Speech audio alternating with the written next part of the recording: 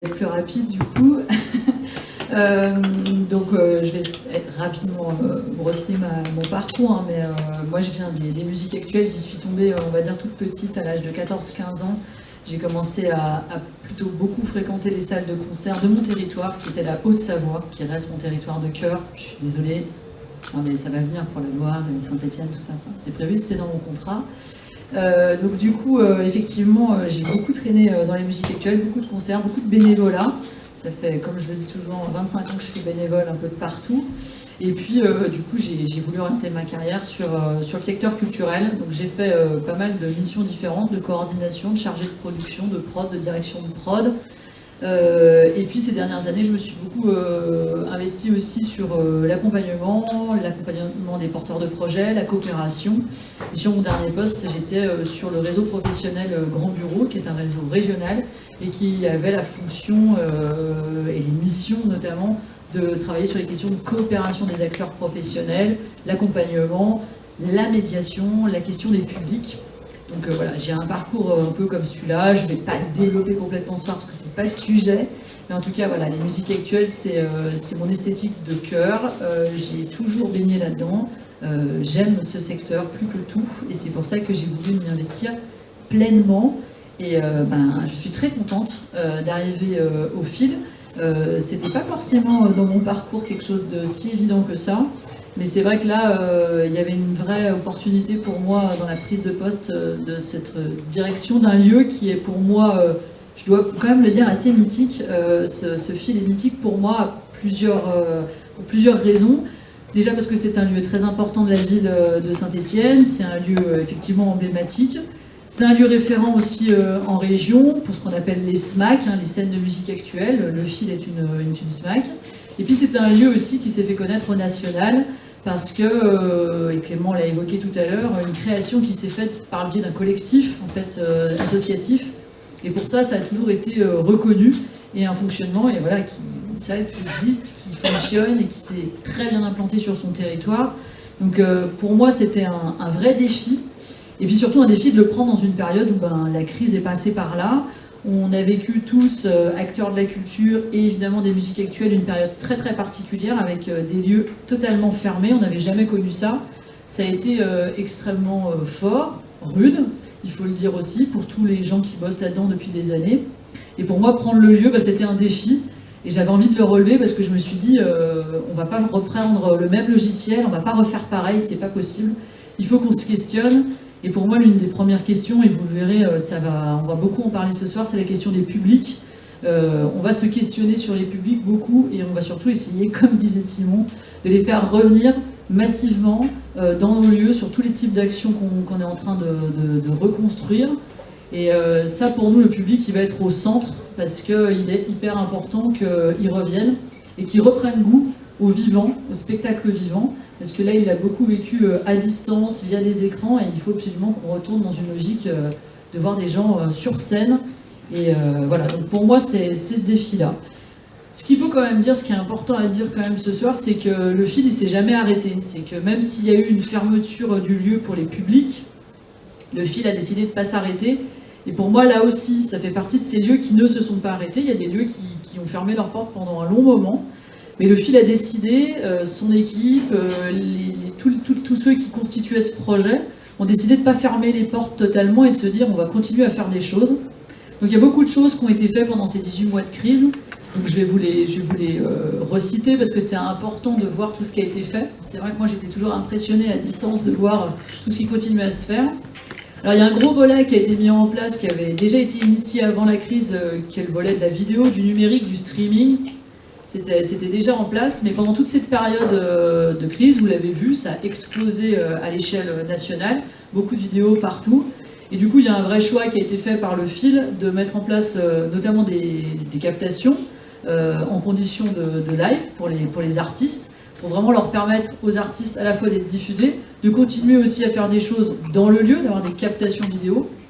Il y a des formats aussi différents qui ont été mis en place, des émissions de télé, la fameuse tournée des toits, dont vous avez certainement entendu parler, des nouveaux formats qui ont été mis en place de vidéos, je pense à des choses qui ont été faites hors les murs aussi, pour pouvoir donner aussi une dimension un peu différente et un cadre un peu différent à certaines vidéos. Et puis ça a permis aussi de mettre en avant les missions du fil, l'accompagnement, le travail sur la médiation, les différents métiers du fil. Donc vous verrez, allez-y, continuez à être curieux, tout ça est en ligne sur le site internet et c'est important d'aller voir ou revoir ces vidéos-là. Ça a permis cet aspect vidéo et numérique de donner beaucoup de visibilité au fil sur les réseaux sociaux, qui sont nombreux et on sait qu'ils ont été beaucoup fournis en contenu partout, et le fil faisait partie de ces salles qui arrivaient à continuer à faire vivre sur les réseaux sociaux la salle et le projet du fil. Ça a permis quand même et surtout de maintenir le lien avec le public, qu'il n'y ait pas une rupture totale avec ce public-là. Et puis quand même, et ça je le sais parce que j'étais pas encore au fil, mais je savais que, voilà, que ça se passait, c'est qu'il y a une vraie reconnaissance qui a été faite par les autres acteurs de la musique actuelle de cette compétence qu'avait mis en place le fil, une compétence qui était acquise. Et je pense qu'aujourd'hui, c'est une compétence qu'on va continuer de faire progresser dans le fil, parce que c'est important, on ne va pas s'en arrêter là, bien au contraire, il y a encore plein d'idées qui sont en train de se mettre en place. Et puis on vient vraiment voilà, chercher cette compétence-là au fil, on fait du transfert de compétences, on en parle avec les autres structures, et ça c'est important de le souligner, c'est qu'il y a vraiment quelque chose là qui a été mis en place au fil et qui va rester, et qui est reconnu en fait par le secteur des musiques actuelles. Il y a un gros chantier aussi qui a été fait par le secteur de la médiation, toujours pour la même chose, maintenir ce lien avec les publics, éviter cet isolement total des publics. On l'a vu notamment sur la première période du confinement. Vous vous rappelez ce confinement très rude pendant 2 mois, on était tous enfermés chez nous, c'était quand même assez fou quand on y pense. Mais là voilà, des choses ont continué de se passer, donc je vous cite dans les projets qui ont été mis en place par la médiation, il y a Baratin, il y a évidemment Remue Ménage, il y a eu des concerts qui ont été mis en place dans les écoles. Au lieu de venir au fil, on a été dans les écoles, aller au plus près aussi quand cela a été de nouveau possible. Donc du coup ce lien il n'a pas été perdu, et puis surtout pour moi, là où on a marqué les esprits je pense dans cette période-là, c'est qu'on a continué, on a intensifié le travail auprès des jeunes, parce que malgré tout les salles de musique actuelles, ce dont elles souffraient avant un peu la crise, c'est comment on faisait revenir les jeunes, ou venir en tout cas les jeunes dans les salles, puisque vous le savez, si vous avez des enfants, ou en tout cas des enfants, des jeunes dans votre entourage, vous savez à quel point ils sont collés en permanence devant des écrans. Et ce chantier de médiation, il a vraiment permis de faire comprendre aux jeunes, d'appréhender aux jeunes, de leur faire voir que c'était possible aussi d'accéder à du vivant, à du spectacle vivant, qu'est-ce que c'était la musique, comment on pouvait la pratiquer. Et donc la médiation, c'est son rôle au quotidien, mais elle a été amplifiée pendant cette période de crise. Je reparle rapidement d'Épopée verte parce que ça a été aussi un grand moment du film. Donc ça devait être juste avant la fermeture totale, une soirée qui devait se faire à Paris à la base, mais qui a été du coup recoupée. Donc ça n'a pas pu se faire évidemment. Donc du coup ça s'est fait le 3 octobre ici même, 3 octobre 2020. Et puis surtout le documentaire, dont vous avez certainement été le voir, le revoir à nouveau, avec une diffusion qui s'est faite aussi sur France 3, avec un nombre de vues qui ne cesse d'augmenter, et qui permet quand même de mettre en avant et de valoriser cette scène locale stéphanoise. C'était l'objectif premier de cette épopée verte, et ça ne va pas s'arrêter pour moi, parce qu'il n'y a pas de raison que ça s'arrête, donc l'épopée verte aura certainement une suite, et on vous en parlera, je pense, prochainement. Et puis cette période de crise, elle a aussi permis une implication plus forte au niveau du territoire et plus de collaboration encore. On a appris à plus travailler les uns avec les autres, ça a aussi une fonction, et heureusement. Donc il y a par exemple le projet du collectif 42, le Vous êtes là, qui a été monté, Clément pourra aussi en témoigner. C'était vraiment la logique de faire coopérer les acteurs à l'échelle du département de la Loire, tous les acteurs culturels pour le coup, c'était vraiment tous les acteurs de la culture, pas que de la musique. Ça a permis des vrais échanges, parce qu'il faut quand même dire que les acteurs de la culture sont passés par des grandes périodes de dépression, d'incertitude, même si elles sont encore un peu là. Et c'est vrai que pouvoir se voir, pouvoir discuter, pouvoir échanger sur ces problématiques, c'était important. Et c'est un collectif sur lequel moi j'ai la volonté que ça se poursuive et qu'on puisse continuer ces dynamiques-là de coopération sur le territoire de la Loire. Il y a eu pas mal aussi, mais ça on en a déjà parlé, d'accueil d'artistes. Donc évidemment il y a eu ces questions de captation, mais aussi beaucoup de résidences qui ont été faites à l'intérieur du fil. Le fil a continué d'accueillir des artistes en résidence pour qu'ils puissent continuer à travailler leur musique. Et puis par exemple sur l'implication locale, on peut aussi noter l'événement Ultra Nuit qui s'est fait en live stream, donc totalement en live stream, avec une mise en avant en fait de la scène électro stéphanoise. Donc ça c'est toute la période, on va dire, où le fil était un peu entre guillemets sous cloche, comme nous tous. Et là maintenant, il faut regarder de l'avant, il faut regarder en avant. Alors même effectivement, Simon le disait, on ouvre sous contrainte, hein. On sait qu'il y aura le pass sanitaire, on sait aussi qu'on sera pour l'instant sur 75% d'une jauge debout, en tout cas pour le moment. On espère que ça va peut-être bouger dans les prochaines semaines.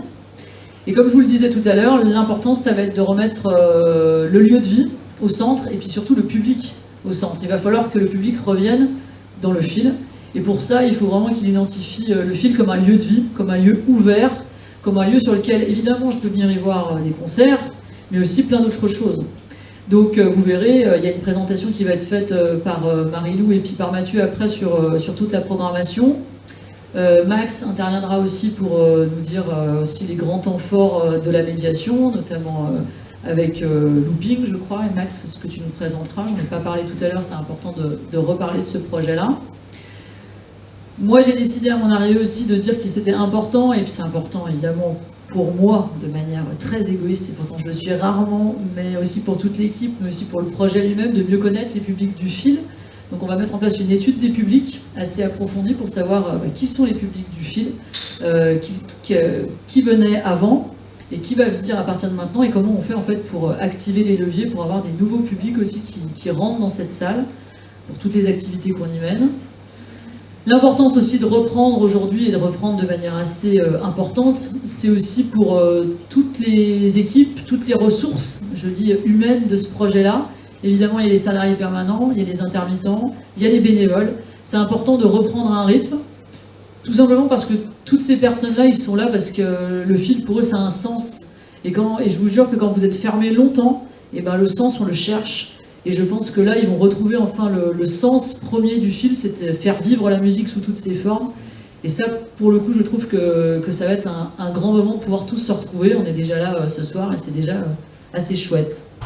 La reprise des dispositifs, donc sur tout le volet accompagnement, peut-être que Mathieu en dira peut-être un mot tout à l'heure, mais en tout cas, on reprend aussi les volumes d'accompagnement avec les 3 dispositifs du fil qui vont être remis en place, infiltré, profilé et filière. Des ateliers, des apéros débats qui vont reprendre tous les mois pour pouvoir permettre aux groupes, aux artistes du secteur et de Saint-Étienne de pouvoir s'informer, de pouvoir monter en compétence sur un certain nombre de sujets. Ça, c'est plutôt pour la logique apéro débat. Et puis évidemment, plutôt une logique d'accompagnement artistique pour les différents dispositifs qu'on mène. Il y aura aussi des nouveaux formats, ça je laisserai Mathilde en parler tout à l'heure, donc c'est la question de Vivement Dimanche, donc c'est des formats d'intervention le dimanche, où le fil ouvrera le dimanche, donc certains dimanches, en vous proposant des contenus spécifiques, différents à chaque fois, avec des offres à la fois de contenu artistique, mais aussi, et c'est important, je regarde Ludo là-bas, de boissons et de restauration, parce que c'est aussi le nerf de la guerre, et c'est aussi comme ça qu'on crée la convivialité dans un lieu, il ne faut jamais l'oublier. Donc voilà, je vais bientôt m'arrêter de parler parce que je vois bien que tout le monde s'entend. Alors, juste pour vous dire ça, c'est que effectivement, on va remettre la machine en route. On a tous hâte. C'est vrai que ce soir, c'est un peu le redémarrage. Il y a eu des choses en juin et en juillet, il ne faut pas les oublier, mais là, on va dire que la saison s'annonce. Moi, je suis assez optimiste, effectivement, même si pour beaucoup, le pass sanitaire est une contrainte, il ne faut pas oublier que ça va nous permettre quand même de réouvrir et d'arrêter de faire le stop and go, comme on l'a appelé une période, on ouvre, on referme parce qu'il y a des nouvelles contraintes. Donc on a quand même espoir que cette saison puisse se dérouler, avec effectivement des contraintes, mais on va tout faire pour les gommer, et pour faire que ce public re-rentre dans le lieu, et dise, voilà, j'ai envie de revivre de la culture, j'ai envie de revivre des moments musicaux, revivre du debout. Je terminerai par ça parce que nous, notre secteur, il a quand même été très impacté parce que pendant toute une période, on a remis les gens assis. Mais nous, c'est pas notre pratique. Les gens, il faut qu'ils soient debout pour écouter de la musique. En tout cas, la nôtre, elle s'écoute beaucoup, beaucoup debout. Donc du coup, c'est symbolique, mais en tout cas, se remettre debout, ça va être important parce qu'il va falloir affronter des choses, beaucoup de choses dans les prochains mois. Et c'est important qu'on se tienne debout face à la vague. Donc voilà. Merci en fait d'être tous là et je suis très contente d'arriver à Saint-Étienne. Voilà.